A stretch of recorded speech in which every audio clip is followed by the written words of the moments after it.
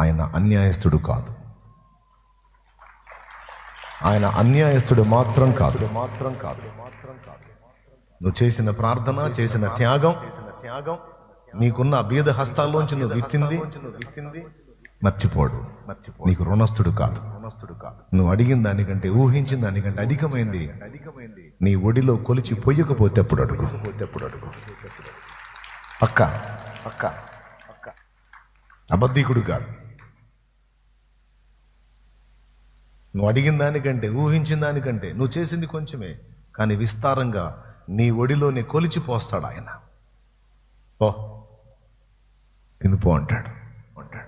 నా దేవుడు నమ్మకస్తుడమ్మా, నమ్మకస్తున్నా. చెప్పండి, విశ్వాసం లాజిక్ ఈక్వల్ అవుతాయా? కలిసి ఉంటాయా? విశ్వాసం ఏమంటుందంటే, ఆయన మీతో ఏమి చెప్పునో అది చేయుడి, తర్వాత చూడుడి అంటాడు. ఏమైనా అర్థమైంది నేను చెప్పింది? ఏం చెప్పింది చెప్పండి. విశ్వాసం ఏమంటుందంటే, ఆయన మీతో ఏమి చెప్పునో అది చేయుడే, తర్వాత ఏం జరిగిద్దో చూడండి. చాలా వరకు మన వాళ్ళ పరిస్థితి అదే. విశ్వాసం చొప్పున బ్రతకాలని పిలువబడతాం, కానీ ప్రతిదానికి లాజిక్ వెతుకుతాం. ప్రతిదాని ఇది ఎలా జరిగిద్ది, అది ఎలా జరిగిద్ది, ఇదైతే కష్టం, అదైతే కష్టం అంటే లాజికల్గా నీకో ఇతరులకో సాధ్యమయ్యే దాని విషయంలో దేవుడు ఎందుకు? నీకు ఇతరులకు వల్ల కానిదే కదా దేవుడు సాధించి పెట్టేది నీకు. ఏయా, నీకు ఇతరులకు వల్ల కానిది అది మొండిది అయితేనే కదా దానికి దేవుడు అవసరత. నేను దేవుడికి అదే ప్రార్థన చేస్తా. ఎక్కలేనంత ఎత్తైన కొండ నా ముందు ఉంది, నా అంతటా నేనే ఎక్కగలిగితే నీ అవసరత ఎందుకు ప్రభువా నాకు? అది నా వల్ల కాదు కాబట్టే నిన్ను ఆశ్రయిస్తున్నాను, నువ్వు చెయ్యగలవు కాబట్టి. నా చేతనైన దానికి నువ్వెందుకు ప్రభువా? నా చేత కానివి చాలా ఉన్నాయి, అందుకే నిన్ను ఆశ్రయిస్తున్నాను, చేయించయ్యా. నేను అందించే ప్రతి మాట విలువైందే, పోగొట్టుకోవద్దు. చేస్తాడు దేవుడు. అయితే విశ్వాసంతో ఆయన ఆశ్రయించినప్పుడు ఆయన చెప్పాడు చెయ్యి, అంతే. నేను చేసి చాలా పొందగలిగాను దేవుని దగ్గర. ఇప్పటికీ అంతే. నువ్వు వెళ్ళు అంటే వెళ్తాను, చెయ్యి అంటే చేస్తాను, ఆ తర్వాత ఆయన చూసుకుంటాడు. ఈరోజు మీకెందుకు అంటే డబ్బు అవసరమైందని మీకు మొరపెట్టడం కాదు. మీకు ఎంత మొర పెడితే మీరు ఎంత చేయగలుగుతారు? పాపం అందరూ అప్పుల్లోనే ఉన్నారు, నాకు తెలియదా? ఇప్పుడు నేను ఈంతున్న పొద్దున్న నుంచి సాయంత్రం దాకా ప్రసంగిస్తే మాత్రం పాపం మీరు ఏం చేయగలుగుతారు? వడ్డీలు కట్టుకునే స్థితిలో మీరుంటే అసలు కాదు, వడ్డీలు కట్టుకుంటున్నారు. ఆ స్థితిలో కొంతమంది చదివారు, ఉద్యోగాలు లేవు. కొంతమంది వ్యవసాయం పొలం వేశారు, నష్టం. కొంతమందికి పాపం చదివారు, ఓటమి, ఫెయిల్.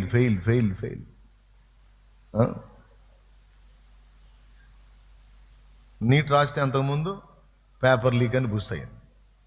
మళ్ళీ రాయబోతేనే ఎట్లా రాశారో తెలియని పరిస్థితి. పాపం ఏం చేయాలన్నా ఎదురు దెబ్బలు, ఆటుపోట్లలో మీరున్నారు. మీరు ఎక్కడ ప్రశాంతంగా ఉన్నారు?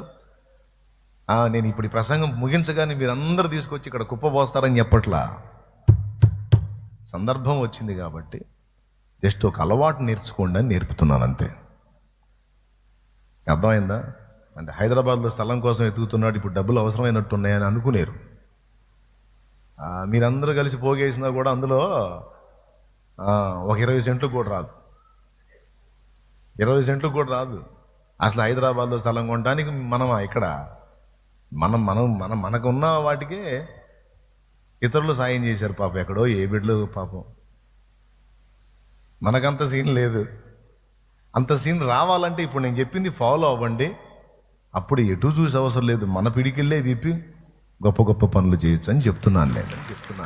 అర్థమైందా? అది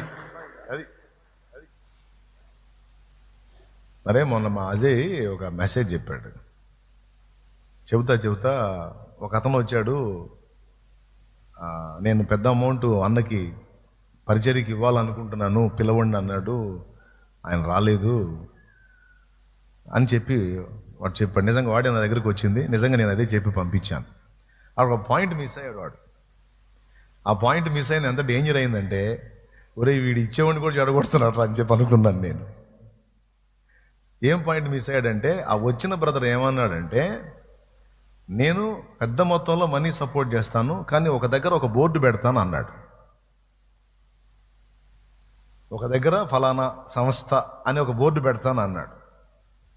వచ్చి నా దగ్గర ఆ మొక్క చెప్పాడు.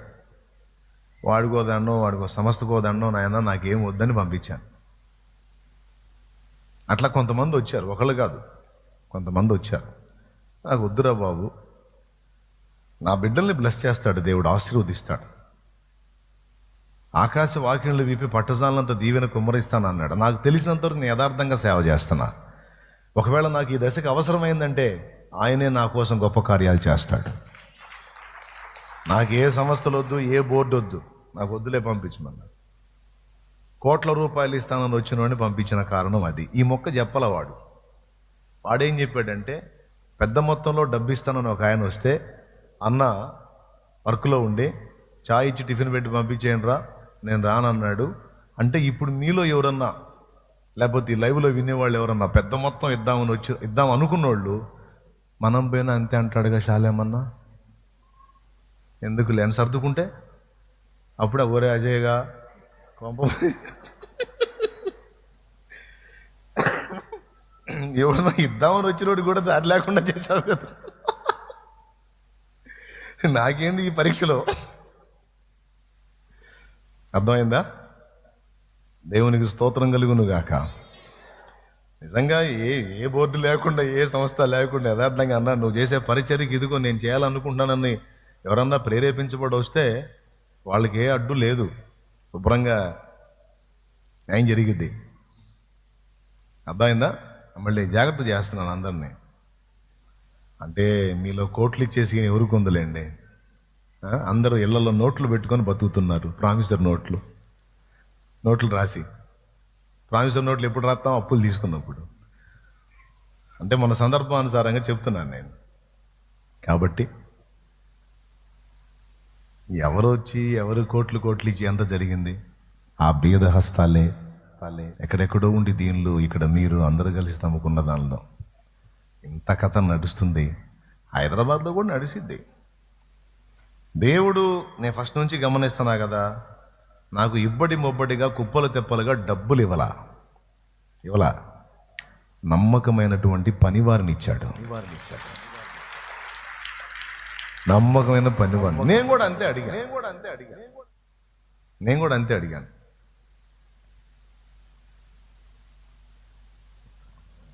అవసరానికి మించి ఐశ్వర్యం ఇస్తే మనిషి కన్ను మిన్ను కానబోడేమో, కడుపుకు చాలినంత కబళ్ళు మీయకుంటే నీతి నియమం పాటించడేమో, తగిన వారికి తగు ఫలం ఇచ్చి అనే ఒక నా చిన్నప్పుడు విన్న ఓల్డ్ సాంగ్ ఒకటి ఉంది, రాజ్యము బలము మహిమ నీవే అనే పాట. అందులో ఈ చరణం నాకు చాలా ఇష్టం.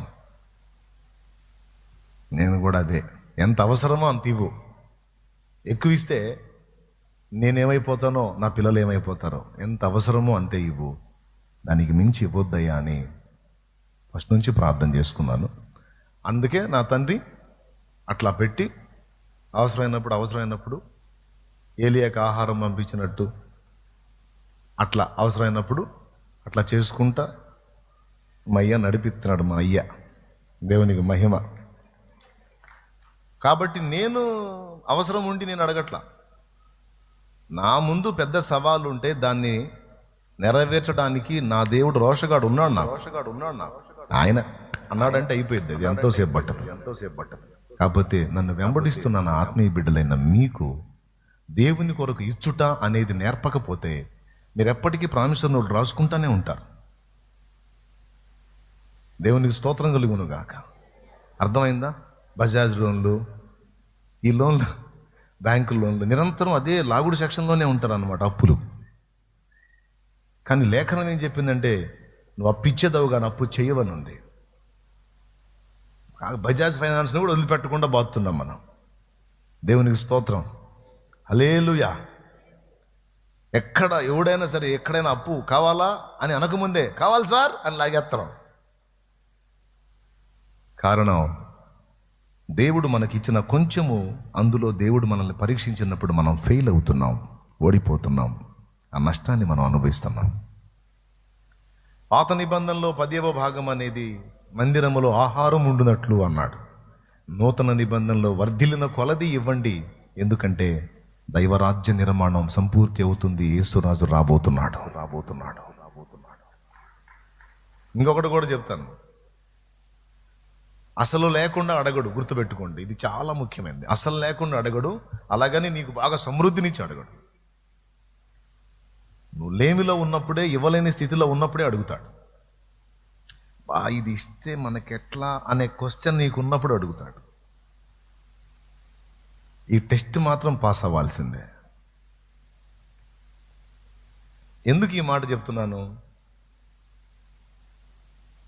కొంచెములోనే మన నమ్మకత్వాన్ని పరీక్షించి అందులో మనం పాస్ అయినప్పుడు అనేకమైన వాటిని మనకు అనుగ్రహించేవాడై ఉన్నాడు.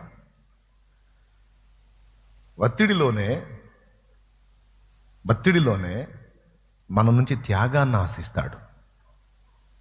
ఎందుకంటే దానికి 2 బహుమానాలు ఉన్నాయి. అందుకు ఒకటి, భూలోకములో నీవు ఉన్న దానిలో ఆశీర్వదించబడినట్లు. 2, ఆ ఒత్తిడిలో నువ్వు త్యాగం చేసినందుకు పరలోకమందు నీకు ఫలము కలుగునట్లు. ఈ రెండు లేఖనమే. నా సొంత మాటలు నేను చెప్పట్లా. ఓకేనా? ఇంకా పెద్ద డబ్బులు ప్రసంగం చిరాకు పడుతుందా మీకు? షో చేయొద్దు, నిజం చెప్పండి. నా డబ్బులు ప్రసంగం వద్దన్నా, ఆపే అన్నా అంటారా? లేదన్నా మాకు తెలియాలంటారా? అంటే చేతులు ఎత్తండి. నిజంగానైనా మాకు తెలుసులే అంటారా?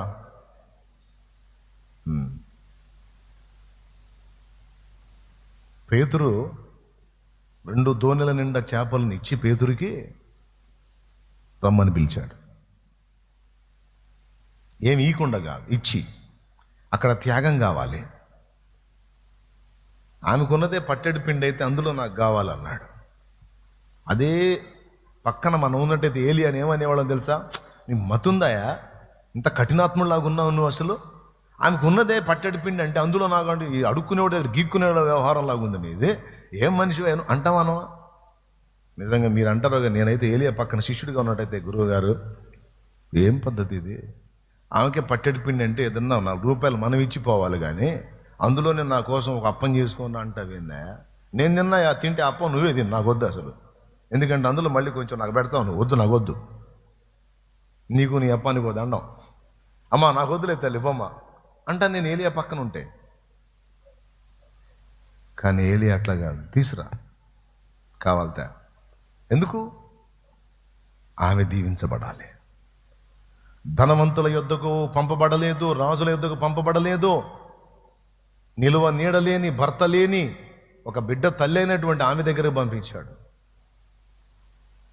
ధనవంతుడికి డబ్బుంది, రాజుకు డబ్బుంది, లేనిది ఆ బీదరాలే కదా. ఆమెకు కావాలి సమృద్ధి ఇప్పుడు. అందుకు అక్కడికి పంపించాడు. అక్కడ త్యాగం కావాలి, త్యాగం.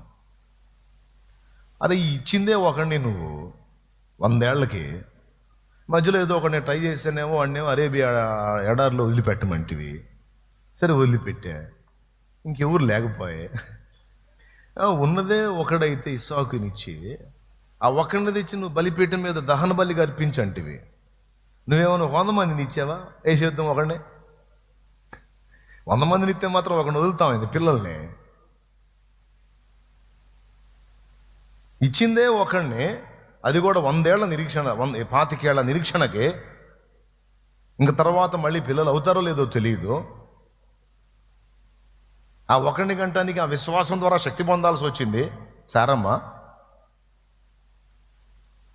ఇక ఆ తర్వాత మళ్ళీ బిడ్డను కనే ఛాన్సే లేదు. ఆ ఒకడే ఒక అద్భుతం ద్వారా పుట్టినోడు. ఆ ఒకడిని తెచ్చి నువ్వు మొరియా దేశమందు నేను నీకు చూపించే పర్వతం మీద దహన బలిగా అర్పించంటావు. ఏమయ్యా, 10 మందిని ఇచ్చావా? ఫోన్లో ఒకటి అనుకోవడానికి ఇచ్చిందే ఒకడినే. అనలా నాకున్నదే ఆ ఒక్కడే, నువ్వు ఇచ్చావు, ఆశీర్వదించి ఇచ్చావు, నువ్వు కోరుకున్నావు. పద, నన్ను తీసుకెళ్ళి బలిపీఠం మీద సిద్ధపరిచాడు. రాళ్లను చక్కగా పేర్చి ఆ కట్టెలను దాని మీద ఉంచి ఇస్సాకు కాళ్ళు చేతులు గట్టి పెట్టేశాడు దాని మీద. అబ్రహాం తన కొడుకుని కత్తెత్తాడు. అబ్రహామా ఆ చిన్నవాని మీద చెయ్యి వేయవద్దాం. నీకొక్కగానొక్కడై ఉన్న నీ కుమారుని నా కొరకు వెనుతీయలేదు గనుక ఇప్పుడు నీవు వెళ్ళి ఆకాశ నక్షత్రాలను లెక్కేసుకో, సముద్ర తీరమందుండి ఇసుక రేణువులను లెక్కేసుకో, నీవు లెక్క పెట్టలేనంత మందిని నేను నీకు ఇస్తామన్నాడు. విస్తారమైన కార్యాన్ని మన ఎడల జరిగించబోయేటప్పుడు ముందు మన దగ్గర ఉన్న ఆ కొంచెములో మనల్ని పరీక్షిస్తాడు అనేది బైబిల్ మొత్తం చెప్తున్నటువంటి పాత క్రొత్త నిబంధనలు ఇస్తున్న సాక్ష్యం. అది పాత నిబంధనలో ఉందిలే అన్న, ఏలియా అబ్రహాముల ఉదంతం. కొత్త నిబంధనలు ఎక్కడుందని అడగండి. 5 రొట్టెలు 2 చేపల్ని 5,000 మందికి పంచిపెట్టేటప్పుడు మీ యొద్ద ఏమైనా కలదా అన్నాడు. ఆయన ఖాళీ చేయి జాపి మీ యొద్ద ఏమైనా కలదా అన్నాడు. ఏమీ లేకపోతే అడగడు. కొంతమంది దగ్గర ఆహారం ఉందని తెలుసు ఆయనకి, కొంతమంది దగ్గర ఆహారం ఉంది కానీ అందరూ తేలా. ఎందుకు తేలేదో తెలుసా? లాజిక్ లేదా స్వార్థకాంక్ష, ఈ రెండింటిని బట్టి. మీరు చెప్పండి, చిన్నవాడి దగ్గరే 5 రొట్టెలు 2 చేపలు ఉన్నప్పుడు పెద్దోళ్ళ దగ్గర కాస్త కూస్తో ఉండదా? ఉండి ఉండదా? 5,000 మంది పురుషులు ఉన్నారు, స్త్రీలు ఉన్నారు, పిల్లలు ఉన్నారు. ఎందుకంటే మనకి చిన్నోడు ఉన్నాడు కదా, పిల్ల బ్యాచ్ కూడా ఉన్నారు అక్కడ. అంటే దాదాపు 10 నుంచి 12,000 మంది సమూహం అనుకుందాం. అంతమంది ఉన్నప్పుడు ఈ చిన్నోడి దగ్గర 5 రొట్టెలు 2 చేపలు ఉన్నప్పుడు వాళ్ళ దగ్గర కూడా కాస్త కోస్తో ఉండదా? మీరు నోరు తెరిచి చెప్పండి, ఉండదా? ఇప్పుడు నేను ఇది ఎందుకు చెప్తున్నానో ఒక్కసారి చెప్తా. మీలో ఆర్థిక సమస్యలతో నలుగుతున్న వాళ్ళు, డబ్బు విషయంలో దారిద్ర్యాన్ని ఎదుర్కొంటున్న వాళ్ళు ఎంతమందో చేతులు ఎత్తండి. అన్న అప్పుల్లో ఉన్నాను అన్న వాళ్ళందరూ చేతులు ఎత్తండి. అప్పుల్లో ఉన్నాను, ఆర్థిక సమస్యల్లో ఉన్నాను, కొంచెం ఇబ్బందిగానే ఉన్నాను అన్నోళ్ళు చేతులు ఎత్తండి. ఇది ఎట్టు కాదు, సరిగా అప్పుల్లో ఉన్నారా? అప్పులు ఉన్నాయా? అట్లనే ఉంచండి. మరి ఇప్పుడు మీరు అందులోంచి బయటపడే దారి చూపించాలా లేదా? నేను దించొద్దు, ఉంచండి అట్లనే. చూపించాలా లేదా? అందుకు చెప్తున్నా, నేను దించమన్నప్పుడు దించండి. నేను చెప్పే ఈ విషయాలన్నీ సమస్త విషయంలో మీరు ఆశీర్వదించబడాలి. అందులో ముఖ్యంగా మనకు అవసరమైంది ఆర్థిక విషయాలు. చాలా సఫర్ అవుతాం, దాని విషయంలో మనకు పరిష్కారం రావాలంటే ఇప్పుడు నేను చెప్పేది జాగ్రత్తగా వినండి, దించండి. పాపం చేతులు నొప్పేసి ఉంటాయి మీకు. బిడ్డలారా, అర్థమైందా? అందరు చేతులు లేచినాయి, పాపం ఎక్కడో ఒకళ్ళరా తప్ప. అంటే అందరూ సఫర్ అవుతూనే ఉన్నారు ఆర్థికంగా. అంటే అలా ఎందుకు అవుతున్నామంటే నేను చెప్పేది ఒక కారణం అయి ఉండొచ్చు, పరిశీలించుకోండి. ఒకవేళ అలా లేదా, నువ్వు దేవుని కొరకు ధారాళంగా ఉన్నావా? అయితే గుర్తుపెట్టుకో, ఈరోజు నువ్వు చేసి ఉండొచ్చు, 10 రోజులు అయి ఉండొచ్చు, 20 అయి ఉండొచ్చు, నెల అయి ఉండొచ్చు, సంవత్సరం అయి ఉండొచ్చు. కానీ ఒక్కటి మాత్రం నిజం, ఆయన అన్యాయస్తుడు కాదు. ఆయన అన్యాయస్తుడు మాత్రం కాదు. నువ్వు చేసిన ప్రార్థన, చేసిన త్యాగం, నీకున్న బీద హస్తాల్లోంచి నువ్వు విత్తింది మర్చిపోడు. నీకు రుణస్థుడు కాదు. నువ్వు అడిగిన దానికంటే, ఊహించిన దానికంటే అధికమైంది నీ ఒడిలో కొలిచి పొయ్యకపోతే ఎప్పుడు అడుగు. పక్క అబద్ధీకుడు కాదు. నువ్వు అడిగిన దానికంటే, ఊహించిన దానికంటే, నువ్వు చేసింది కొంచెమే, కానీ విస్తారంగా నీ ఒడిలోనే కొలిచిపోస్తాడు ఆయన. ఓ తినిపో అంటాడు. నా దేవుడు నమ్మకస్తుడమ్మా, నమ్మకస్తుడు నాన్న. నీ వద్ద తినుటకి ఏమైనా కలదా? చాలామంది దగ్గర ఉంటుంది కాస్తో కూస్తో. 2 కారణాల చేత వాళ్ళు ఆగారు. ఒకటి లాజిక్. ఇంతమంది సమూహం ఉంటే మన దగ్గర ఏమున్నాయా 7 రొట్టెలు లేకపోతే ఆ 10 రొట్టెలను ఈ 10 చేపలు ఉన్నాయి, ఇది తీసుకెళ్ళి ఆయనకి ఇస్తే ఇంతమంది జనాభాకి అట్ట పెడతాడు. కష్టం. లాజికల్గా ఆలోచించి ఆగిపోయి ఉండొచ్చు ఎవరి దగ్గరన్నా కాస్త కోస్త కలిగి ఉన్న వాళ్ళకి కూడా. అవునా? ఒకటి. లేదా ఒకవేళ భార్య, ఏమండి ప్రభు అడుగుతున్నాడు తీసుకెళ్ళి ఇద్దామా, ఇస్తావా? అప్పుడు అందరికి పందారం చేస్తాడు. మనం ఏం తిందాం? కూర్చో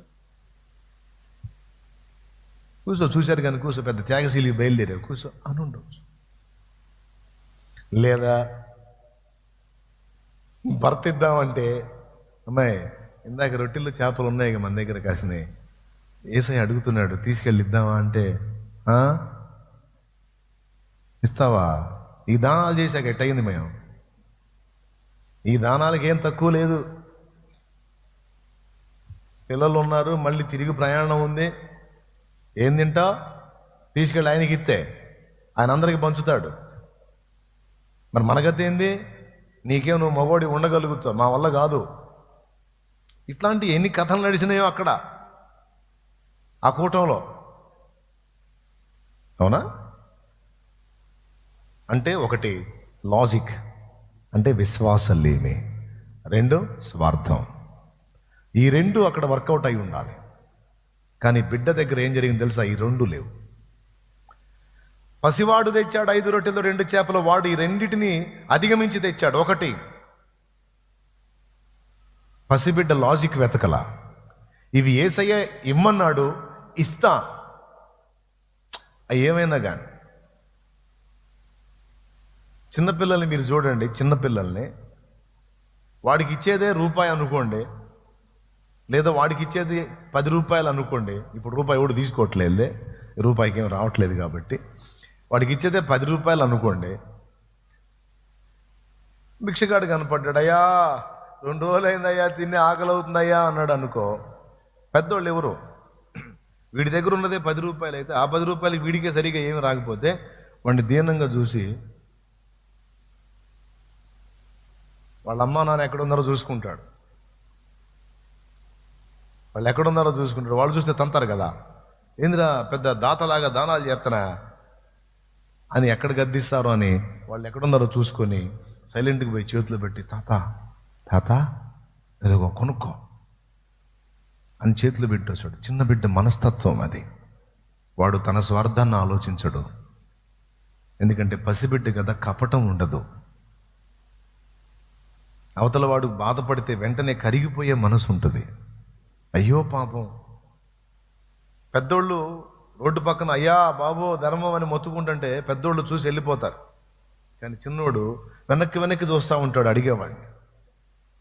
అవసరమైతే తల్లినో తండ్రినో అడుగుతాడు, అమ్మా ఆయన ఎందుకు అలా ఉన్నాడు, ఆయన కాళ్ళు ఏంది అలా ఉన్నాయి, ఆయన ఏంది చూడలేకపోతున్నాడు, కళ్ళు లేవా, ఏమైంది ఆయనకి, ఎందుకు అలా అడుగుతున్నాడు అని ప్రశ్నల మీద ప్రశ్నలు.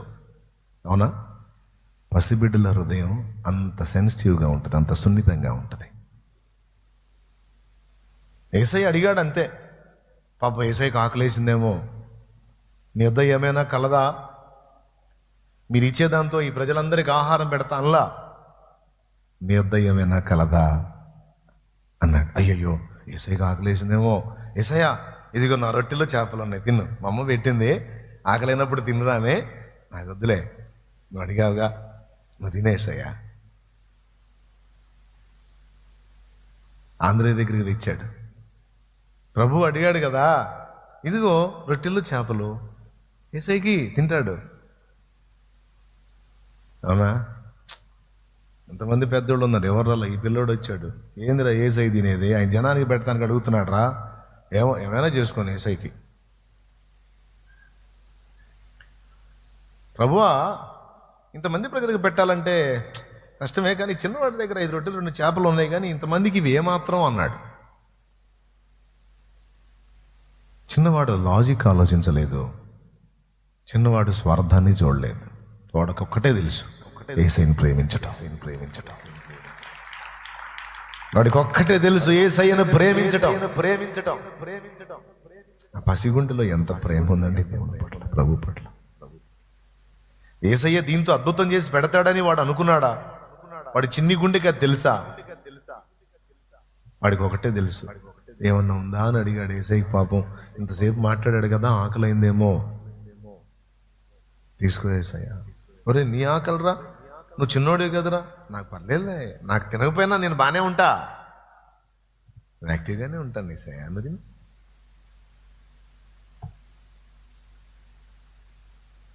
యేసయ్య ఏం చేశాడు తెలుసా? ఆ చిన్నవాడి దానాన్ని స్వీకరించాడు. ఆ పసివాడి దానాన్ని స్వీకరించాడు ఆయన. స్వీకరించి దాన్ని ఆకాశానికి ఎత్తి, తండ్రి నీకు కృతజ్ఞతలు అని కృతజ్ఞతాస్తుతులు చెల్లించి ఇక విరిచి ఇవ్వటం మొదలు పెడితే వేలాది మంది కడుపులు నింపబడి, ఏది ఆ చిన్నవాడి దానమే వేలాది మంది కడుపులో నింపబడి ఇంకా 12 గంపలు మిగిలినాయి అనిపించాడు. ఇప్పుడు చెప్పండి, ఇంతమంది కడుపులు నిండడానికి కారణం ఎవరు? ఆ పసివాడి త్యాగం. అక్కడ లాజిక్ లేదు, స్వార్థం లేదు. నేను ఒక్కటే మీకు చెప్తున్నాను, ఆయన చెప్పింది చేసావా లేదా అదొక్కటే చూసుకోను. ఇక నెక్స్ట్ ఫలితాన్ని నువ్వేదో ఆత్రపడి చూడాల్సిన అవసరంలా, ఖచ్చితంగా రిజల్ట్ వచ్చింది. ఆయన చెప్పింది చేసావా లేదా? చేసావా, వదిలేసాయి. ఇవ్వమన్నాడు, ఇచ్చావా లేదా? ఓకే, అయిపోయింది. ఇచ్చావా? ఓకే. ప్రార్థించమన్నాడు, ప్రార్థించావా లేదా? ప్రార్థించావా? వదిలేసాయి. ఇంకంతే, ఇంక నువ్వు దాని గురించి ఆలోచించొద్దు. అప్పచెప్పమన్నాడు, అప్పచెప్పావా? వదిలేసాయి. ప్రయత్నించమన్నాడు, ప్రయత్నించావా? వదిలేసాయి. ఇంక మళ్ళీ దేన్ని ఆలోచించొద్దు. మళ్ళీ విన్నాడో లేదో, ఆయన దగ్గరికి చేరిందో లేదో, చూశాడో లేదో, నా త్యాగం నేను చేసింది చూశాడో లేదో. నీ కళ్ళు ఇచ్చినోడికి ఆయన చూపు లేదు, అయింది. చూస్తాడు, చూశాడు, విన్నాడు. నువ్వు చేయమన్న ప్రయత్నం చేశావు కదా, అది కూడా చూశాడు. ఆయన చెప్పింది చేశావుగా, తర్వాత ఆయన చేసేది చూడు. దేవునికి స్తోత్రం కలుగును గాక. ఆయన చెప్పింది నువ్వు చేశావు కదా, ఇప్పుడు ఆయన నీ ఎడలు ఎలా చేయబోతున్నాడో ఇక అది నువ్వు చూడు. ఫస్ట్ నిన్ను ఆయన చూడాలి, తర్వాత నువ్వు ఆయన చూడు. Praise the lord, praise the lord, praise the lord. కానుక పట్టకపోయినా పర్వాలా, మనకు అది ఇంపార్టెంట్, తర్వాత చూద్దాం. కానీ ముందు ఇదైతే మీరు మంచిగా నేర్చుకోండి. ఈ మొదటి ఆరాధనలో మీరు ఆర్థిక దారిద్ర్యాన్ని తప్పించుకొని సమృద్ధి గలవారై ఆశీర్వదించబడి, మీరు మీ బిడ్డ పాపలు సమృద్ధితో దీవించబడి అనేక వసంతాలు ఆయనలో ఆనందించాలని మనస్ఫూర్తిగా కోరుకుంటూ ఈ విషయాలు మీతో మాట్లాడుతున్నా. Praise the lord. లేమి కలిగినందున, లేకపోతే మీ దగ్గర పొందుదామనో కాదు. నేను తలపెట్టే కార్యాలు ఎలా నెరవేరుతాయో చూద్దాం. మీరు కూడా చూద్దరు, కానీ ఇప్పటిదాకా చూశారు. పెద్ద పెద్ద పనులే చేశాడు, ఇక ముందు ఎలా చేస్తాడో కూడా చూపిస్తా. దేవుడు చేసే కార్యాలు నా తండ్రి చిత్తం అయితే. కానీ ఇక్కడ మీరు బ్లెస్ చేయబడాలి. ఇప్పుడు చెప్పండి, లాజిక్ ఆలోచించాడా? దేవుని దగ్గర లాజిక్లు తీయొచ్చా? ఆయన అంటాడు, అది అవుతుంది అని నమ్మటమే విశ్వాసం. నా వల్ల కాదు, కానీ ఆయన చెయ్యగలడు, అదే విశ్వాసం. నాకు అసాధ్యం, ఆయనకు సాధ్యం, అది నేను నమ్ముతున్నా, అంతే. ఆయన చెప్పాడు, నేను చేశా, ఖచ్చితంగా దాని రిజల్ట్ ఉంటుంది. ఒకటి, రాతి బాణలో నీళ్లు నింపమన్నాడు, ఆ నీళ్లే తీసుకెళ్లి విందు ప్రధానికి ఇవ్వమన్నాడు. ఎంత డేంజర్! ముఖ్య అతిథిగా ఉన్నవాడికి, అందరికీ ఒట్టోళ్ళకి ద్రాక్షారసం ఇచ్చి విందు ప్రధానికి నీళ్ళు ఇస్తే ఎంత అవమానమో తెలుసా? వాడు ముఖాన్ని ఉమ్మినట్టు ఫీల్ అవుతాడు. పెళ్లికి పిలిచి నన్ను ఇంత అవమానపరుస్తారా అని లేచి వెళ్ళిపోతాడు. కానీ ప్రభు ఏమో తీసుకెళ్ళి ఆ నీళ్ళే ఇవ్వమంటాడు. విశ్వాసం లాజిక్లు వెతకదు. సార్ వాటర్, సార్ ఇది వాటర్ ఇవ్వకూడదు సార్, ద్రాక్షరసం ఇవ్వాలి. అల్లా ఆ పరిచారకులు లేదా పనివారు. ప్రభు చెప్పాడు, నేను చేయాలంతే. నీళ్లు నింపండి అన్నాడు, అంచుల మట్టుకు నింపారు. పాత్ర ముంచి తీసుకెళ్లి వానికి ఇవ్వండి అన్నాడు. ఏం వెనకాళ్ళ తీసుకెళ్లారు. ఈవిళ్ళ చేతుల్లో ఉన్నంత వరకు అవి నీళ్లే. విందు ప్రధాని చేతిలోకి అవి వెళ్ళినప్పుడు మధురమైన ద్రాక్షరసంగా మారిపోయినాయి. ఇక్కడ లాజికల్ తీస్తే అట్లా మారుతాయి అంటే ఎట్లా? నీకు చేత కాకపోతే దేవుడికి కూడా కాదా? ఏమయ్యా, డాక్టర్కి వల్ల కాకపోతే రోగం తగ్గించడం దేవుడికి కూడా వల్ల కాదా? ప్రభు చిత్తమైతే ఎట్టి వ్యాధినైనా స్వస్థపరచగలడు. ఇక ఆయన తీసుకుందామని ఫిక్స్ అయితే ఎన్ని మందులు వాడినా వర్కౌట్ కా. ఆయన నీకు బ్రతుకునిద్దామని ఫిక్స్ అయితే ఏ మందు యూజ్ చేయకపోయినా నిన్ను బాగు చేయటం ఆయనకు తెలుసు. అది ఆయన చేతుల్లో పని. అయినా నీ తృప్తి కోసం నువ్వు వాడుకుంటావు అనుకో మెడిసిన్, నో ప్రాబ్లం. కానీ ఆయన బాగు చేయాలి, నిన్ను బ్రతికించాలి, నిలబెట్టాలనుకుంటే ఎంతటి కార్యమైనా నీ కోసం చేసి నిలబెట్టగలడు, బ్రతికించగలడు. అలాంటివి ఎన్ని నా తల వెంట్రుకలన్నీ చూశాను ఈ 24 సంవత్సరాల్లో. ప్రభుని ఎరిగి 24 ఏళ్ళు నేను, 24 years ఎన్నో చూశాను. అందుకే నేను ఒకటి ఫిక్స్ అయ్యాను, విశ్వాసంలో లాజిక్ కలిసి ప్రయాణం చేయవు. లాజిక్కి అతీతమైందే విశ్వాసం. మానవ తర్కానికి మించింది విశ్వాసం. ఒక చేతి కర్ర, గొర్రెలు కాసే కర్ర, పాము ఎలా కాగలిగింది? అదే కర్రతో నైలు నది నీటిని కొడితే అది రక్తంగా ఎలా మారింది? అదే కర్రతో బండను కొడితే అది నీళ్ళు ఎలా ఇచ్చింది? అదే కర్రను సముద్రం వైపు చూపిస్తే 2 పాయలు ఎలా అయింది? అదే కర్రను చేతబట్టి పైకెత్తితే జయం ఎలా వచ్చింది? రెఫీదీం లోయలో అమాలేకీయుల మీద. ఏంది కర్రలతో? ఏంది లాజిక్ ఒప్పుకోదు. కానీ విశ్వాసం, దేవుడు కర్రపుల్లను వాడతాడు, ఒక చిన్న రాయిని వాడతాడు. అట్లా కర్రపుల్ల లాంటి మనుషులను వాడతాడు, చిన్న రాయి లాంటి వ్యక్తుల్ని వాడతాడు. కోటలను కోల్చగలుగుతాడు. అసలు ఒక మాటలో చెప్పాలంటే మానవ స్వరం నుంచి వచ్చే శబ్దంతో ఇరుగు గోడలు కూల్చాడు. లాజిక్ ఒప్పుకోదు, కానీ చేశాడు. 5 రొట్టెలు 2 చేపలు ఇంచుమించు 10 నుంచి 12 వేల మందికి ఎలా ఆహారం కాగలవు? లాజిక్ ఒప్పుకోదు, కానీ యేసయ్య విశ్వాసమును బట్టి చేశాడు. పసివాడి విశ్వాసాన్ని బట్టి. కాబట్టి ఏమర్థమైంది మీకు? దేవుడు చెప్పింది చెయ్యాలి, దాన్ని సీరియస్గా తీసుకోవాలి.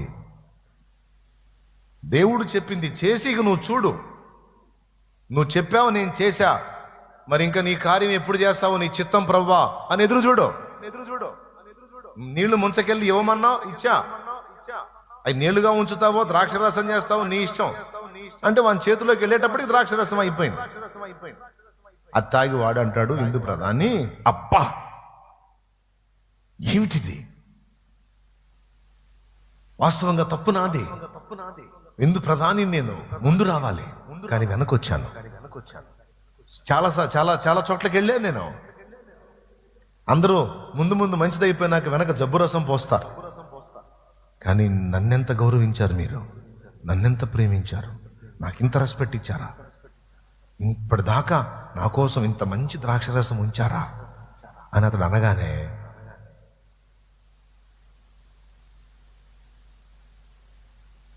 శిష్యులు అది తీసుకెళ్ళి ఇచ్చిన పరిచారకులు ఒకళ్ళ మొక్కలు ఒకళ్ళు చూసుకుంటారు. ఎందుకంటే ఆ నీళ్ళని వాళ్ళకి తెలుసు. ఏందిరా, మనం అందులో నీళ్లు చేది అందులో పోసాము, ఆ నీళ్లు తీసుకెళ్ళి వానికి ఇచ్చాము. ఈడేందిరా ఇంతవరకు లైఫ్లో ఎప్పుడు తాగినట్టు ఫీల్ అవుతున్నాడు. నిజమే, రెగ్యులర్గా వాడు మనుషులు ద్రాక్ష పండ్లను తొక్కి తీసిన రసం దాగి ఉండొచ్చు, కానీ దేవుని శక్తితో మార్చబడిన ద్రాక్ష రసం పరిపూర్ణమైంది. Praise the lord. దాని రుచి అయితే అప్పుడే చూడటం మనోడు. ఎందుకంటే మానవ హస్తముల ద్వారా చేసిన కార్యాలు చూశాడు, కానీ దేవుని శక్తితో దేవుని మహిమతో చేసిన ద్రాక్షరసం వాడు అనుభవించాడు ఆ రోజు. అందుకే బిడ్డ దిమ్మరూపోయాడు పాపం. అబ్బా ఏంటిది? దేవునికి మహిమ. అదే వాళ్ళు లాజిక్ ఉపయోగిస్తే, అయ్యా అవి ద్రాక్షరసపు బాణలు, ఆ, ఆ, మరి అందులో ద్రాక్షరసానికి వాడాం, మరి మీరేమో నీళ్లు పోయమంటున్నారు అనో, లేకపోతే అయ్యా నీళ్ల బాణల్లో నీళ్లు నింపి నీళ్లు తీసుకెళ్ళి వాళ్ళకి ఇస్తే వాళ్ళ అవమానంగా ఫీల్ అవుతారు విందు ప్రధాని ఆయన బ్యాచ్.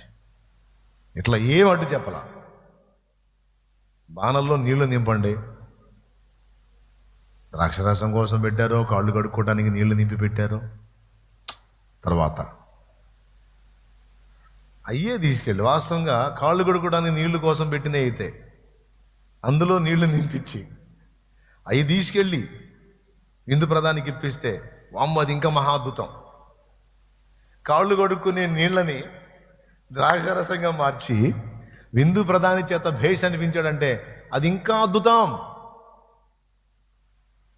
కానీ చేశాడు. కాబట్టి దేవుడు చెప్పింది చేసేటప్పుడు లాజిక్ వెతకొద్దు.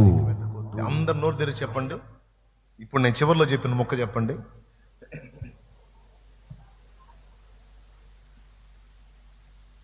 దేవుడు చెప్పినవి చేసేటప్పుడు లాజిక్ వెతకొద్దు. లాజిక్ అంటే మానవ తర్కం. అట్లెట్లా ఇద్ది, నీళ్ళు తీసుకెళ్ళి ఇమ్మంటాడు ఏంది, తంతారు మనల్ని, పెట్టామని కొడతాడా నీళ్లు తీసుకెళ్ళిస్తే, విందు ప్రధాని దగ్గరికి తీసుకెళ్ళి నీళ్ళు ఇమ్మంటాడు ఏంది, కొంపదీసి మనల్ని కానీ అక్కడ ఉంచినట్టయితే. మన డైలాగ్ నేను చెప్పనా, వాటిని నీళ్లతో నింపండి అన్నాడు, అంచుల మట్టుకు నింపారు వాడు. అయ్యా ఇందులో ద్రాక్షరసం అయిపోయింది, మీరేమో తొట్లకు నీళ్లు నింపమంటున్నారు. ఇప్పుడు నీళ్ల సమస్య కాదండి, ద్రాక్షరసం అయిపోయింది, అదేదన్నా అని ఖచ్చితంగా అడుగుతాం మనం.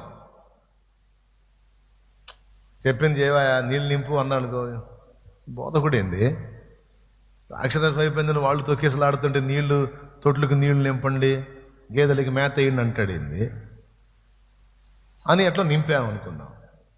ఆ నీళ్లు ముంచుకు తీసుకెళ్ళి పాత్రతో విందు ప్రధానికి ఇవ్వమంటే సచ్చిన మనం ఇయ్యం. ఏంది విందు ప్రధానికి నీళ్ళ, ఇది కాళ్ళు కడుక్కునే నీళ్ళు. ప్రభు ఏది మమ్మల్ని ఏం చేయాలనుకుంటున్నా, మా ఉద్యోగాలు ఉండాలా ఊడాలా, అలా గోపు మీద కొడతాడు. ఏం ప్రభా, సరే అంతగా నువ్వు తీసుకెళ్ళి ఇవ్వమంటే ముందు ద్రాక్షరసంగా మార్చు, అప్పుడు తీసుకెళ్ళి ఇస్తాం. అక్కడ అట్టుంటాయి మన తెలివితేటలో. ముందు చేయవయ్యా, అప్పుడు తీసుకెళ్ళి ఇస్తా. ఎక్కువ మన గొడవ అదేగా, నువ్వు చెయ్యి నేను చేస్తా, నువ్వు వియ్యి నేను ఇస్తా. ప్రభా శాలేమాన్ ఈరోజు చెప్పాడు గయ్యా, నిజమేనాయనా, మరి నేను ఇలేకపోతున్నానయ్యా, నువ్వు ఈ ప్రభా, నువ్వు ఈ ప్రభా నేను కూడా ఇస్తాను అంటే ఆయన అంటాడు, ముందు ఇచ్చాగమ్మా కొంచెం, ఈ కొంచెం ఆయనకి ఏం జరిగిపోయింది ప్రభా, నువ్వు నోరు మూసుకొని అందులో చెయ్యమ్మా అంటుంటాడు. ఇది వద్దులే కానీ ప్రభా ఇంకా ఈ ప్రభా అంటాడు. ఆయన అంటాడు, నీ దగ్గర 100 రూపాయలే ఉన్నాయి నాన్న, అందులో ఈ నాన్న తీసుకెళ్ళావు 10-15 ఇవ్వు అంటే, ఇవ్వు 15 ఏం ప్రభా చాయ్ వస్తుందా దీనికి, ఏం చేసుకుంటాడు శాలేమన్న, దీంతో ఏం పరిచర్య చేస్తాడు. అదే చాలు ఈ నాన్న, నువ్వు ఆ కొంచెంలో నీ నమ్మకత్వాన్ని చూపించిన తర్వాత నేను చేసేది నేను చేస్తా. నువ్వు ఆ 150లో 15-20 తీసుకెళ్ళి నేను దాన్ని 1500 చేస్తా. ఆ 150 ఏం లేదు, ఒక 0 పెట్టి అయిపోయి. ఆ 1500 నుంచి కొంచెం తీసుకెళ్ళివు, దాన్ని నేను 15,000 చేస్తా.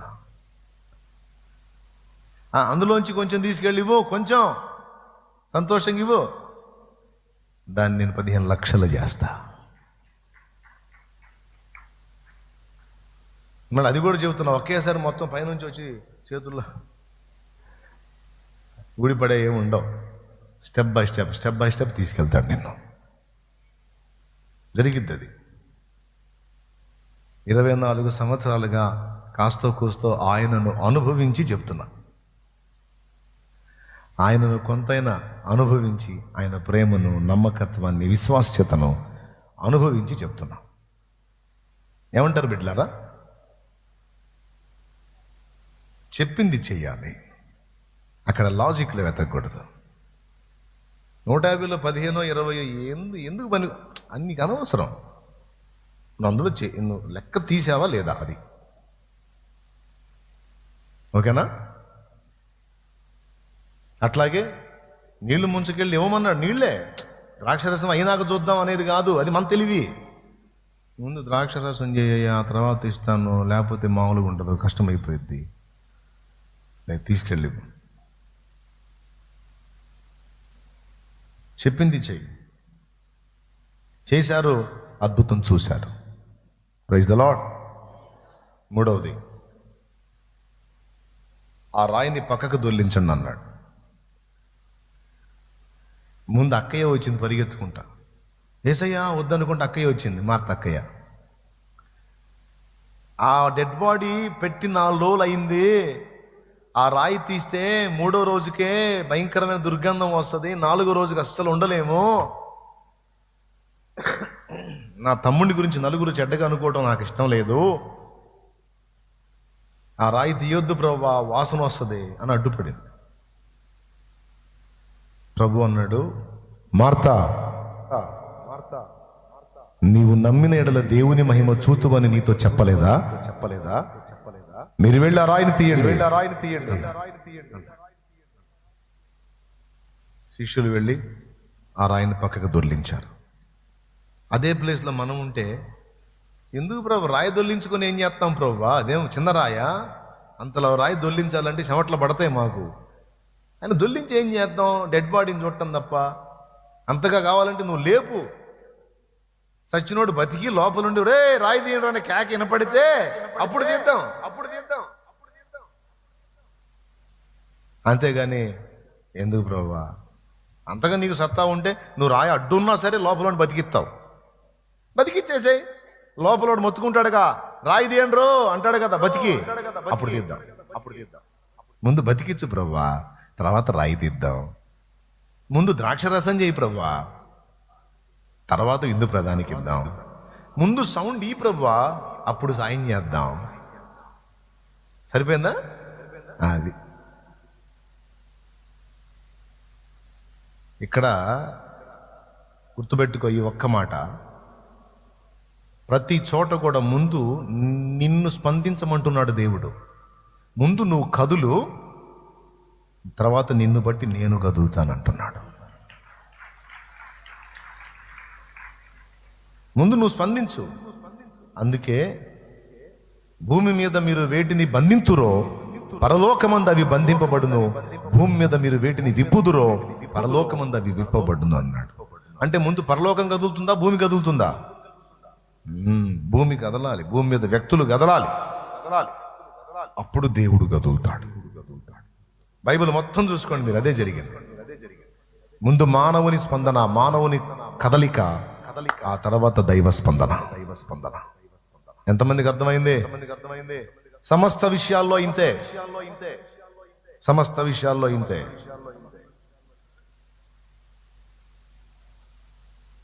ప్రభువా నన్ను మార్చు, ఓకే, మరి నేను చెప్పినట్టు చేస్తావా? దా 3 రోజులు ఫాస్టింగ్ ఉండు. ఉండను, మార్చు, కుదరదు. నేను చెప్పినట్టు ముందు రా, అందుబాటులోకి రా, నా ముందు సాగిలపడు, పాపములు ఒప్పుకో, నిజంగా నేను మార్పు పొందగోరుతున్నానని తీర్మానం చేయి. తర్వాత నీకు కావాల్సిన మనోబలాన్ని నేను ఇస్తా. ముందు స్పందించు. నువ్వు ప్రతి విషయంలో ఇదే వర్తిస్తుంది బిడలా.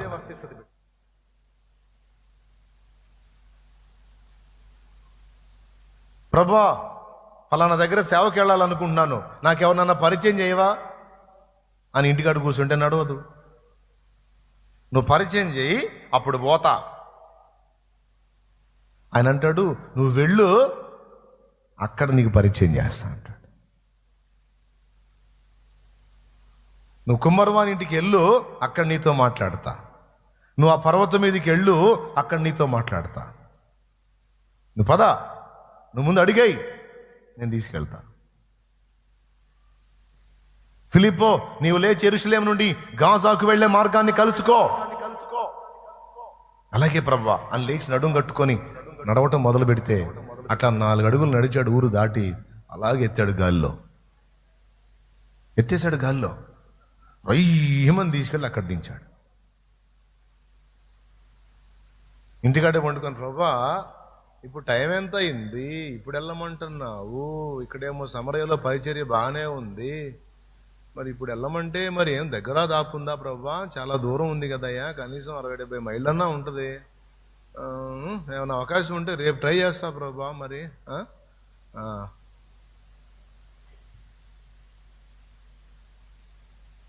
ఇది పడక సీన్లో ఉండి ప్రభా అంటే ఎట్లుంటుందండి, అది ఏ టైము, ఎంత దూరం. జస్ట్ ఇప్పుడు అందరికీ నెట్ సౌకర్యం వచ్చిందిగా, సమరయ నుండి యెరూషలేము నుండి గాజాకి వెళ్ళే మార్గం, ఆ నిడివి ఎంతో కొట్టండి, ఉందా అంత సీనియర్ కన్నా? చూడండి, అక్కడే యెరూషలేము నుండి రథం బయలుదేరింది, ఐథియోపియా ప్రాంతానికి వెళ్తుంది రథం, బయలుదేరింది అది అప్పటికే. తానున్న సమరయ ప్రాంతం నుండి యెరూషలేము నుండి గాజాకు చేరే మార్గం ఎంత దూరమో కొట్టండి, కొంచెం టైం ఇస్తా.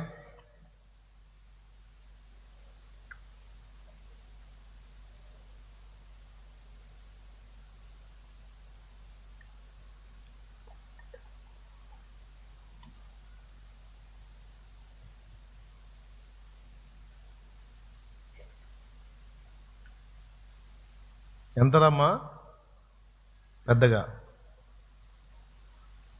170, 175. సరే 100 తీసే 75 అని వేసుకుందాం,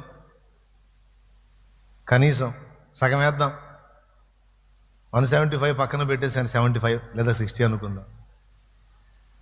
120, సరే 120 కాదు, సగం వేద్దాం.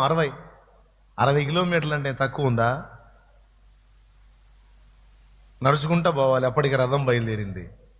ఊరు బయటికి వచ్చేసాడు, అలాగున ఎత్తుకొని పోయాడు. యెహోవా సుడి గాలిలో ఏలియాను ఆరోహణం చేశాడు చూడు. మన 4 నైట్లో చెప్పాను వాయువు గురించి, అమాంతం ఎత్తేశాడు.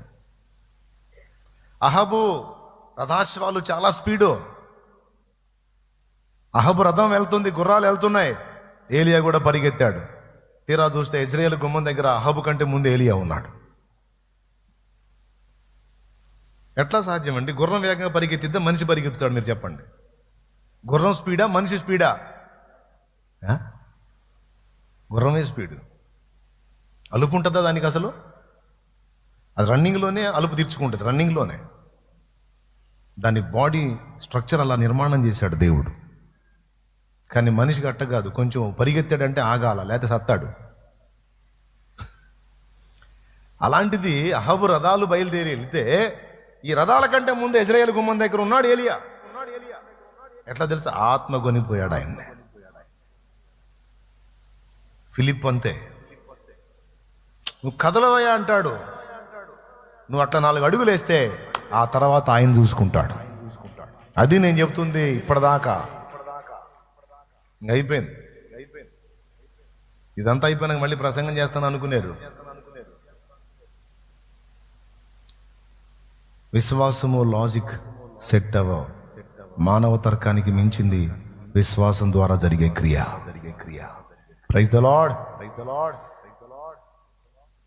అందుకే దేవుని నమ్మేటప్పుడు తర్కబద్ధంగా ఆలోచిస్తావా, తర్కానికి భిన్నంగా నమ్ముతావా?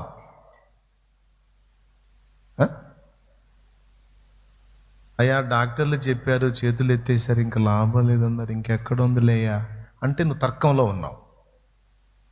అయ్యా వైద్యులు అలా చెప్పారు, కానీ పరమ వైద్యుడికి అసాధ్యమైంది ఏముందయ్యా?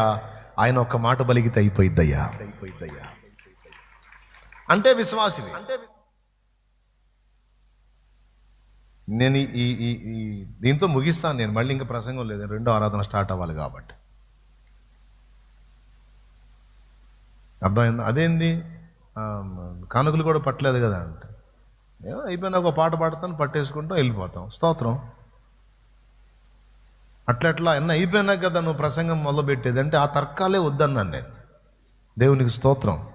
హల్లెలూయా, హల్లెలూయా. ఈరోజుకి ఇలా నడిపించాడు. స్తోత్రం. ఒక పాయింట్ చూపించి అందులోంచి తీసుకొచ్చాడు, మాట్లాడుతున్నాడు ఆయన పరిశుద్ధాత్మ. ఆయనకి సమయం, ఆయన ఇష్టం. అవసరమైతే అన్ని పాటల కంటే ముందే మాట్లాడిస్తాడు. అట్లా మాట్లాడుతావు ప్రభా అంటే అట్ట కుదిరితే ఆయన ఇష్టం. దేవుడు ప్రేరేపించాడు, మాట్లాడుతున్నాడు సందర్భానుసారంగా, పనిలో పనిగా. తీసుకోండి చెప్పే విషయాలు. దేవుని యందలి విశ్వాసం మానవ తర్కం ఒక్కటి కాదు. మానవ తర్కానికి మించిన కార్యాలు ఎన్నో చేశాడు. అసలు ఆయన కన్యకు పుట్టటమే మానవ తర్కానికి విరుద్ధం, సృష్టి క్రమానికే విరుద్ధం. పురుష స్పర్శ ఎరగని ఒక కన్యకు ఒక బిడ్డ పుట్టడం అనేది మానవ తర్క విరుద్ధం. అందుకేగా ఇప్పుడు లోకంలో అన్యులు మొత్తుకుంటుంది, అట్లెట్లా అవుతుంది, అలా ఎలా జరిగిద్ది, కన్య బిడ్డను ఎట్లా కంటది, ఇది మామూలు విషయం అంటే మరి అది ఆమెకు కూడా వింతే. ఆమె ఆ మాట అనకపోతే ఏమో తేడా అనుకోవచ్చు. దూతొచ్చి అమ్మా నీవు కుమారుణ్ణి కంటావు అంటే ఇది ఎలాగూ జరుగునని ఆమె కూడా ఆశ్చర్యపోయింది. అదే సాక్ష్యం. ఆమె ఆశ్చర్యపోకపోతే అనుమానం, ఆమె కూడా ఆశ్చర్యపోయి ఇది ఎలాగూ జరుగును, నేను పురుషుని ఎరుగని దాననే అన్నది ఆ మహాతల్లి.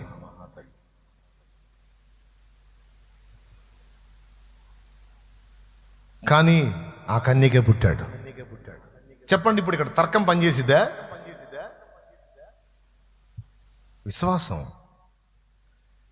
విశ్వాసము ద్వారా దేవుని రక్షణ పొందగలం. విశ్వాసం ద్వారా దేవుని శక్తిని అనుభవించగలం.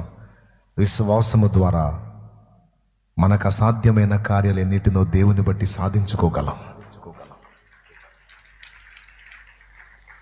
అదే విశ్వాసమును బట్టి పట్టుదలగా ప్రార్థించినప్పుడు దేవుడు చెప్పాడు నేను నమ్ముతున్నా అని ఎదురు చూసినప్పుడు, విశ్వసించినప్పుడు కఠిన పాషాణ హృదయాలు కూడా మారి రక్షణ మార్గంలోకి వచ్చిన చరిత్రలు కోకొల్లలు.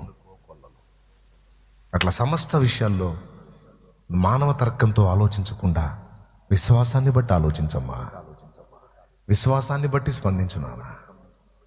మానవ తర్కం సైతాన్ని గడదేస్తాడు. ఇది ఎట్లా జరిగిద్ది, అది ఎట్లా జరిగిద్ది, ఇది ఎలా సాధ్యం, అది ఎలా సాధ్యం అని.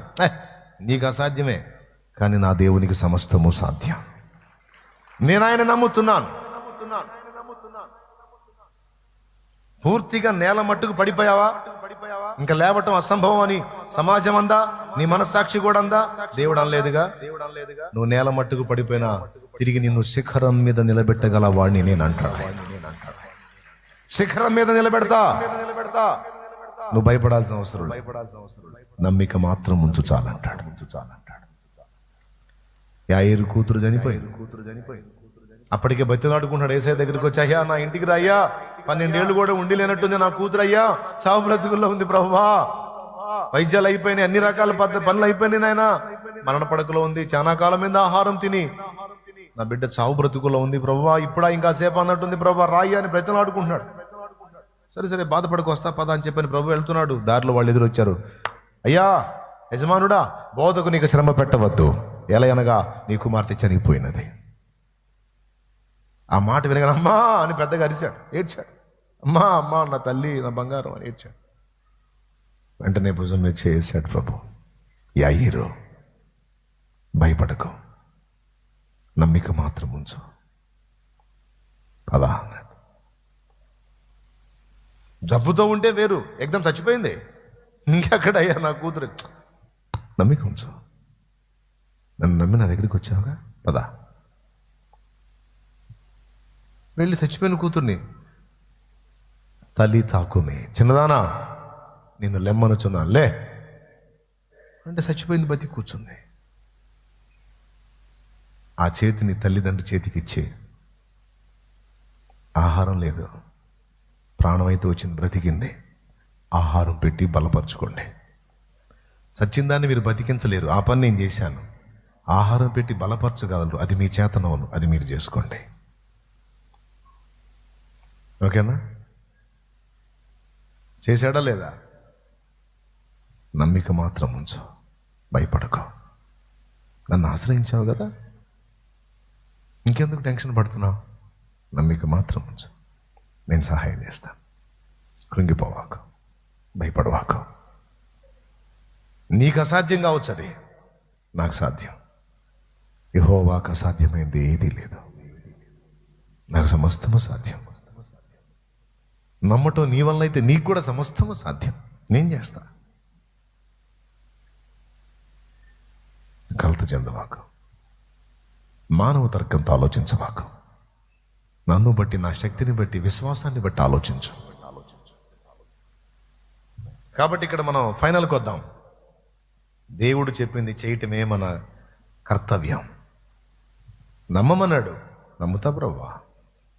ఊరకయ్య నిలిచిండి చూడమన్నాడు, అలాగే ప్రభువా. కదులు, నువ్వు వెళ్తూ ఉండి నేను చేస్తా అన్నాడు, అలాగే ప్రభువా.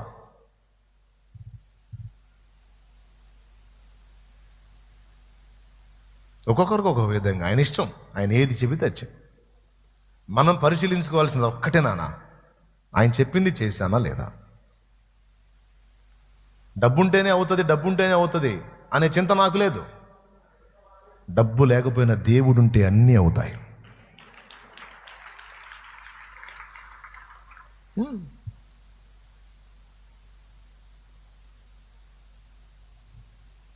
సముద్రంలో చేప దగ్గర పోయినా డబ్బులు ఇచ్చింది దేవుడు చెప్తే. మనుషుల దగ్గర కాదు, సముద్రంలో చేప దగ్గరికి పోయినా డబ్బులు ఇచ్చింది మనకి యేసయ్య చెప్తే. కేఫా, పేతురు, సిమోనో, నీ బోధకుడు అరశకేలు పన్ను చెల్లించడా? పన్ను కట్టరా మీరు? ఏమో కట్టవచ్చు, తెలీదు, ఆయన కనుక్కోవాలి. వెళ్ళాడు. ఇంట్లోకి ఇంకా పోలా. ఇంట్లోకి వెళ్తుండగానే లోపల ప్రభు అన్నాడు, సీమోనో సీమోనో, భూరాజులు సుంకం ఎవరి దగ్గర వసూలు చేస్తారు? దాసుల యొద్దనా, కుమారుల యొద్దనా? దాసుల యొద్దనే ప్రభు. అట్లయితే కుమారులు స్వతంత్రులే, పన్ను కట్టాల్సిన అవసరం లేదు. అయినా మనము వారికి అభ్యంతరం కలుగజేయకుండానట్లు గాలము తీసుకొని సముద్రమునకు వెళ్ళి మొదట వచ్చేటువంటి చేప నోరు తెరు, అందులో నీకు ఒక షెకెలు దొరుకును, అందులో అరశెకెలు నీకు, అరశెకెలు నాకు, వెళ్ళి కట్టుపో అన్నాడు.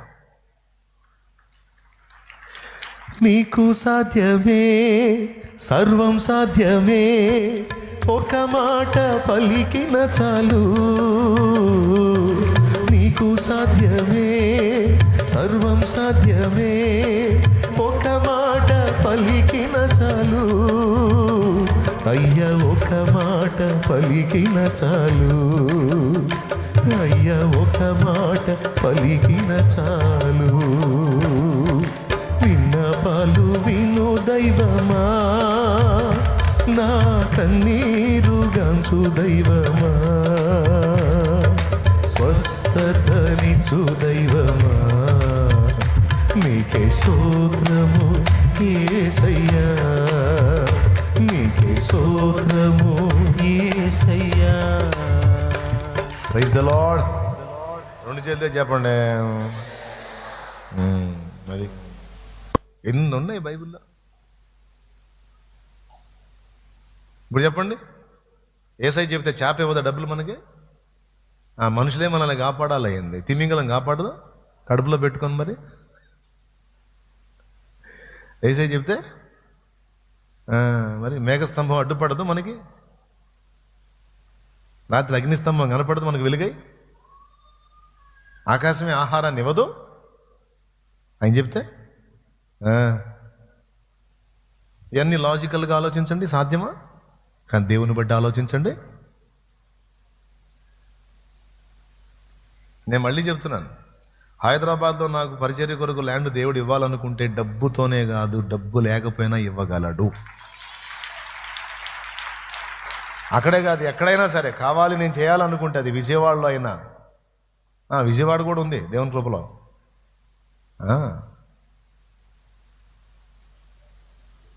నేను ఎక్కడెక్కడ చేయాలో నాకు సంకేతాలు ఉన్నాయి. చిన్నగా ఒక్కొక్కటి ఆయన కృపలో, ఆయన చిత్తంలో చిన్నగా చేసుకుంటూ వెళ్తా. ఓకేనా?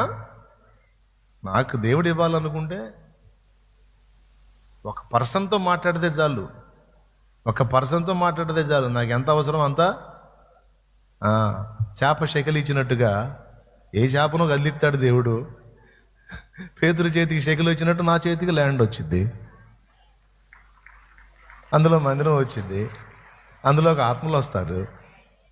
అబ్బాయి అసలు మనం జుట్టు పీక్కునే ప్రసక్తే లేదు. నేను పాటలు పాడుకుంటా తిరుగుతా. హల్లెలూయా హల్లెలూయా. నిజంగా బ్రదర్, యేసయ్య పరిచయం కాకముందు టెన్షన్లు, యేసయ్య పరిచయం అయినాక సాంగ్స్. చూస్తా ఏదన్నా మనం ఏం చేయగలం అని ఆలోచిస్తాను. చిరాకేసిందనుకో, ఏంది ఆలోచించేది వే అంటాను. శుభ్రంగా పాటలు పాడుకుంటా తిరుగుతా. 24 సంవత్సరాలుగా నేను చేసింది అదే. ఆయనకి అప్పు చెప్పటం.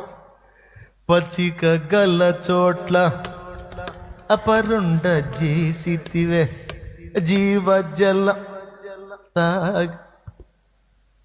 అనుకుంటూ పోవటమే. ఆయనే చూసుకుంటాడు. చెప్పినవి చేశాం, మన వల్ల అయినా చేశాం, ఇంకా ఆయనకి వెళ్ళి చూసాం, ఇంక రేపు ఆయన చేసేది పొందుతాం. ఆమేన్ అనండి, ఆమేన్. ఇప్పుడు ఏమి చెప్పాను అది మనము ఆయన మీతో చెప్పునది. అది ఎంత కీలకం అంటే, బైబిల్ మిషన్ వ్యవస్థాపకులు ముంగుమూరి దేవదాసయ్య గారు ఆయన పరిచర్యలో ప్రధానంగా ఆయన కళ్ళ ముందు ఎప్పుడు పెట్టుకున్న వచనం అది. మన కళ్ళ ముందు కూడా ఎప్పుడు కలిగి ఉండమన్న వచనం అది. అది యేసయ్యని గురించి మరియమ్మ చెప్పిన వచనం. ఆయన మీతో చెప్పునది చేయుడి. మారు మనసు పొందమన్నాడు, పొందు మర్యాదగా. బాప్తిస్మం పొంది పాపాలు కడిగేసుకోమన్నాడు. కడిగేసుకో, దరిద్రం పోయింది. ఎందుకు నరకానికి తీసుకెళ్లే పాపాలు? కడిగేసుకో, క్రొత్త జన్మ అనుభవంలోనికి రా. చెప్పాడు కదా, చెయ్యి. ఇంకా ఏమేం చేయమన్నాడు? అందులో దేవుని కొరకు తీయమన్నది తీ. ప్రేమగాది, ఇష్టంగాది పసివాడు తెచ్చాడు. మీ దగ్గర ఏమైనా ఆహారము కలదా అంటే, యేసయ్యకి ఆకలి అయిందేమో అని తెచ్చి ఉండొచ్చు, నాకు తెలిసి. రేపు ఆ చిన్నోడు పెద్దోడై ఉంటాడు కదా, రేపు అయినా అడుగుదాం. బ్రదర్ నువ్వేనా యేసయ్యకి 5 రొట్టెలు 2 చేపలు ఇచ్చింది? నేనే బ్రదర్. ఎట్లా అసలు ఏ అభిప్రాయంతో ఇచ్చామంటే, ఆయన ఆకలి అయింది అన్నాడులే, పాప ఆయన తింటాడేమో అని ఇచ్చాను. ఆయనేమో అందరి కడుపులు నింపాడు, ఆయన నిల్లా. మరి అదే యేసయ్య అంటే. యేసయ్య కూర్చొని తిన్నట్టుందా అక్కడ? బంగారం అండి నా యేసయ్య. అంతమంది కడుపులు నింపాడు, ఇంకా అలా బయలుదేరి సాగిపోయాడు. బోధకుడా, మరి నీ ఆకలి? నా బిడ్డలు తిన్నారుగా, నా తండ్రి చిత్తం నెరవేర్చడం నాకు ఆహారము పానం. ఆయన కడుపును పట్టించుకోడే, మన కడుపు చూస్తాడు. ఆయన వస్త్రహీనత పట్టించుకోడే, నీకు మాత్రం తక్కువ లేకుండా చూస్తాడు. నీకు మంచి బట్టలు కావాలి. ఆయన సౌకర్యాలు పట్టించుకోడే, నీకు మాత్రం అన్ని సౌకర్యాలు. ఆయన దేహాన్ని, దానిలోని సుఖాన్ని పట్టించుకోడే, ముళ్ళ కిరీటం, కాళ్ళకి మేకులు, చేతులకు మేకులు, ఒళ్ళంతా చీలికలు పేలికలు వచ్చాను. కానీ నువ్వు ఉండాలి క్షేమంగా. ఆయన దారిద్ర్యం పట్టించుకోడే, నీవు ధనవంతుడిగా ధనవంతురాలిగా ఉండాలని కోరుకుంటాడు. ఆయన మహిమను వెతకడే, ఆయన బిడ్డలమైన మన మహిమను కోరుకుని మనం మహింపరచబడితే అది చూసి ఆనందపడాలని ఎదురు చూస్తూ ఉంటాడు. నేను చెప్పాను నిజాలు.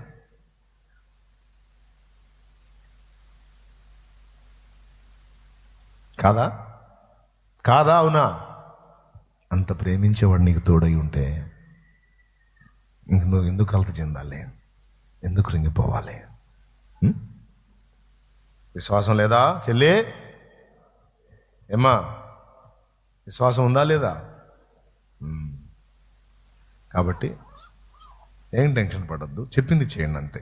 ఏదైనా తర్వాత ఆయన చేసేది చూడండి. ఆమేన్. చెప్పుడు. కలత చెందుతారా? పాటలు పాడుకుంటారా? చెప్పింది చేయి అంతే. ఇక సాంగ్సే, ఇక నువ్వు పాటలే. మీలో ఎవరికైనా శ్రమ సంభవించినా కూర్చొని ఏడవలేను అనుందా? ఏముంది? అతడు ప్రార్థన యాకోబు రాసిన పత్రిక 5వ అధ్యాయం 13వ వచనం. మీలో ఎవరికైనాను శ్రమ సంభవించినా అతడు ప్రార్థన చేయవలెను. సంతోషం కలిగనా? ఎవరికైనాను సంతోషము కలిగినా అతడు కీర్తనలు పాడవలెను. చాలు. చెరసాల్లో బొండ వేసి బిగించారు పౌలు శీలాలని. శ్రమ కలిగింది. ఏమి లేదు, వాళ్ళు చేసిన పాపం. దెయ్యాన్ని ఎల్లగొట్టారు. దెయ్యాన్ని ఎల్లగొట్టడం వాళ్ళు చేసిన నేరం. మాకు డబ్బులు ఇచ్చే దెయ్యాన్ని ఎల్లగొట్టి మాకు ఏం లేకుండా చేశాడు. బంగారు దెయ్యాన్ని ఎల్లగొట్టాడు అని ఆయన్నే పౌలు శీలిద్దరిని గుల్లగుల్ల కొట్టేశారు. రక్తాలు గారేటట్టు కొట్టారు. కొట్టి జైల్లో వేశారు. వాళ్ళు ఏదో పెద్ద నేరస్తుల్లాగా వాళ్ళకి బొండ వేసి బిగించారు. చేతులకు సంఖ్యలు, కాళ్ళు కదలకుండా రంధ్రాల చెక్క ఉంటుంది, అందులో పెట్టేసి లాక్ చేసేస్తారు కదలకుండా. ఈ చేతులకు సంఖ్యలు, కాళ్ళకి బొండ. వాళ్ళు ఏం చేశారు? ఫస్ట్ ప్రార్థన చేశారు. ప్రభువా, నీ నామము నిమిత్తం నీ శ్రమ అనుభవించుటకు యోగ్యులుగా మమ్మల్ని ఇచ్చినందుకు నీకు స్తోత్రం. మేము బయటికి వెళ్ళి నిన్ను ప్రకటించినట్లు మరి ఈ బంధకాలు మాకు అడ్డుబండలుగా ఉన్నాయి ప్రభువా. ప్రార్థన చేశారు. ప్రార్థన చేసి ఇక సాంగ్స్ ఎత్తుకున్నారు. ప్రభు ఏం చెప్పాడు? మీలో ఎవరికైనా శ్రమ సంభవించనా అతడు ఏం చేయవలను? కూర్చొని ఆడవలనా? దిగులేసుకోవాలనా? నరాలు వీక్నెస్ వచ్చిన వాళ్ళలాగా పక్కన వాళ్ళ ప్రాణాలు తీయవలనా? ఏమి లేదు. ప్రార్థన చేయవలను. చేసావా? అయిపోయిందా? అప్పచెప్పావా? అయిపోయిందా? నెక్స్ట్ ఏంటి? కీర్తనలు. వాళ్ళు పాడారు. బంధకాలు ఊడినప్పుడు పాడారా? బంధకాల్లో ఉండగానే పాడారా? అదేంది? బంధకాలు తెగిపోయి ఊడిపోయి అంత అయిపోయినా కదా వాళ్ళు స్తుతి ఎత్తుకోవాల్సింది. అంటే నీలాగా నాలాగా వాళ్ళు అల్ప విశ్వాసులు కాదు. మన స్థితిని ప్రభువుకి చెప్పాం, ప్రభు జవాబు పంపుతాడు, ముందుగానే కృతజ్ఞతలు చెబుదాం అని బంధకాల్లో ఉండగానే సమస్యను దేవునికి చెప్పి పాటలు పాడుకొని ఆనందించడం మొదలుపెట్టారు. మరి ఏమేం పాటలు పాడారో అక్కడ బేనాగ్ పౌలు గారిని అడగాలి. ఆ సీన్లో ఏం పాటలు వచ్చినాయి సార్, ఏం పాటలు పాడారు మీరు?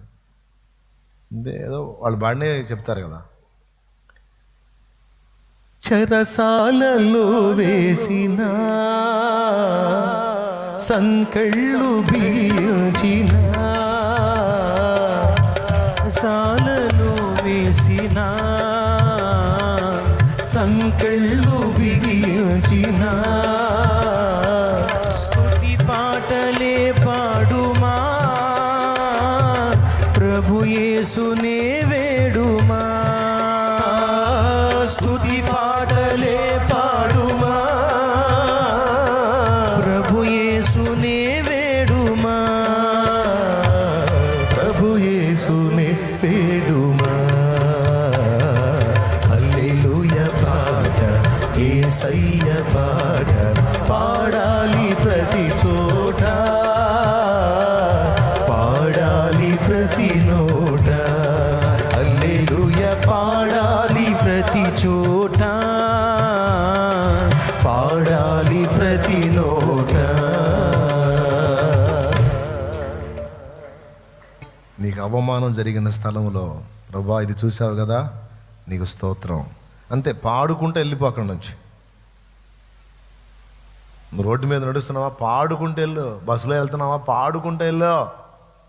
చెప్పాల్సింది అప్పచెప్పు అని చెప్పింది అదే. నా మీద నమ్మకం ఉందా, విశ్వాసం ఉందా? ఉంది ప్రభా. చెప్పు నాకు. చెప్పా ప్రభా. ఇంక సాంగ్స్ పాడుకోపోవాడు. ఏందయ్యా పాటలు పాడేది ఇంత బాధలు? పాడు.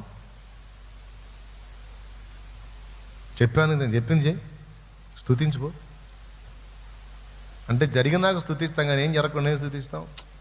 అదే విశ్వాసం. అంటే జరగకముందే స్తుతించుకో. యేసయ్య నేర్పుతున్నాడు. ఇంతకాలంలో ఏం చేసింది అదే. నీకే స్తోత్రం తండ్రి అని పాడుకుంటా వెళ్తాను. ఏదో నవ్వు వచ్చిన పాటే, ఏడుపు వచ్చిన పాటే, ధైర్యంలో పాటే, భయంలో పాటే, కృంగుబాటులో పాటే, విడుదలలో పాటే.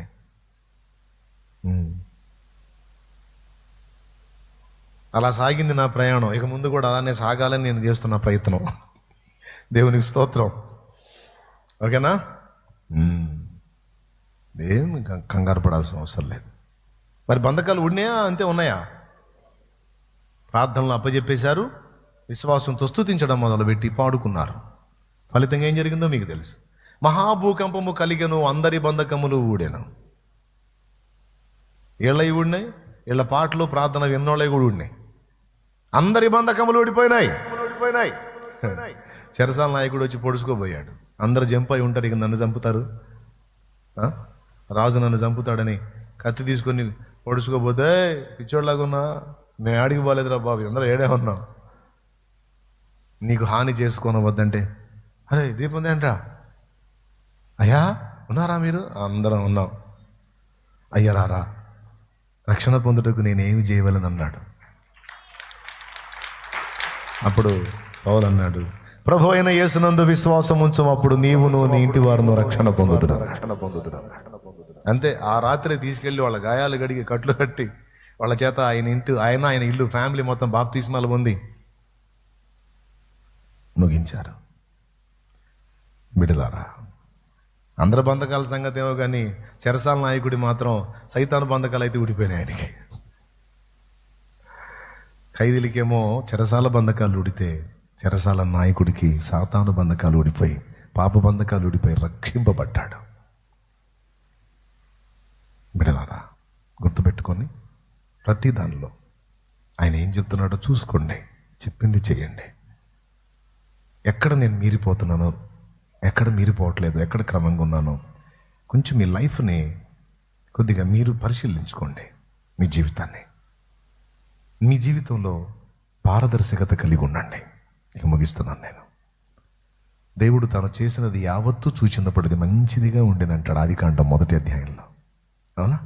దేవునికి ఒక అలవాటు ఉంది. ఏది చేసినా నేను చేసిన రైట్ రాంగ్ అనేది అబ్జర్వ్ చేసుకునే మనసు దేవుడికి ఉంది. మనకు కూడా అలా ఉండాలి. మనం ఎలా ఉంటున్నాం, మన ప్రయాణం ఎలా ఉంది, మన విశ్వాస జీవితం ఎలా ఉంది, మనం ఏ సందర్భంలో ఎలా స్పందిస్తున్నాం, దేవుని పని విషయంలో మనం ఎలా ఉన్నాం, దేవుని రాజ్య నిర్మాణ విషయంలో మనం ఏమై ఉన్నాం, ఎలా చేస్తున్నాం, మన కలిగిన కొంచెంలో మనం ఎంత నమ్మకంగా ఉన్నాం పరిశీలించుకోండి, సరిదిద్దుకోండి, జాగ్రత్త పడండి. దేవుని కృప మనందరికీ తోడై ఉండునుగాక.